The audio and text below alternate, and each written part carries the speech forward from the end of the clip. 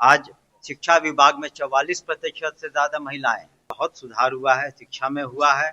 और कुल मिला के अब तो इथेनॉल की जितनी फैक्ट्रियां लगी इंडस्ट्रियलाइजेशन में, न्याय के साथ विकास हुआ, सभी तबकों का विकास हुआ, वो चाहे किसी भी वर्ग का हो।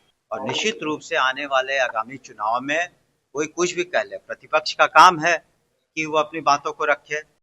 बिहार के नेता प्रतिपक्ष तेजस्वी यादव ने शिक्षा व्यवस्था, स्वास्थ्य व्यवस्था और कानून व्यवस्था पर कल ही सवाल उठाए थे, जिसको लेकर बिहार के शिक्षा मंत्री सुनील कुमार ने तेजस्वी यादव को जवाब दे दिया और कह दिया कि विपक्ष का काम है सिर्फ सवाल खड़ा करना। लेकिन बिहार की जो शिक्षा व्यवस्था है उसकी पूरी जानकारी आज शिक्षा मंत्री ने दी है। कहा कि अन्य राज्यों की अपेक्षा पूरे देश में हमने सबसे पहले बिहार का रिजल्ट दिया है और जो बच्चे बच्चियां टॉप कर रहे हैं उन्हें प्रोत्साहन राशि भी हम लोग दे रहे हैं।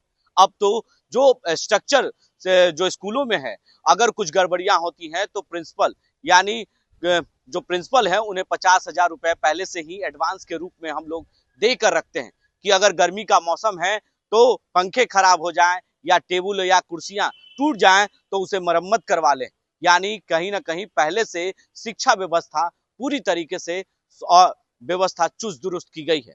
वहीं उन्होंने स्वास्थ्य व्यवस्था को लेकर भी साफ शब्दों में कहा कि अब अस्पतालों में मुफ्त दवाइयां मिल रही हैं। 25 से अधिक जो दवाइयां हैं वो दी जाती हैं, अलग अलग बीमारियों की अलग अलग मुफ्त दवाइयां भी मिल रही हैं। स्वास्थ्य व्यवस्था पूरी तरीके से जो है चुस्त दुरुस्त की गई है इस सरकार में। और बिहार के मुख्यमंत्री नीतीश कुमार लगातार लॉ एंड ऑर्डर के लिए ही जाने जाते हैं। कानून व्यवस्था अगर गड़बड़ा रही है या अपराध हो रहा है तो उस पर अपराधी पकड़े भी जा रहे हैं। तमाम चीजों को लेकर विपक्ष को जवाब बिहार के शिक्षा मंत्री सुनील कुमार ने दिया है।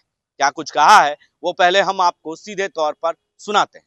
देखिए, अगर माननीय मुख्यमंत्री के कार्यकाल को देखा जाए, करीब 20 साल का होने को आया है, तो बिहार को एक नई दिशा मिली है, एक बिहार की नई तस्वीर आई है, जहां कानून का राज स्थापित हुआ, न्याय के साथ विकास हुआ, सभी तबकों का विकास हुआ, वो चाहे किसी भी वर्ग का हो।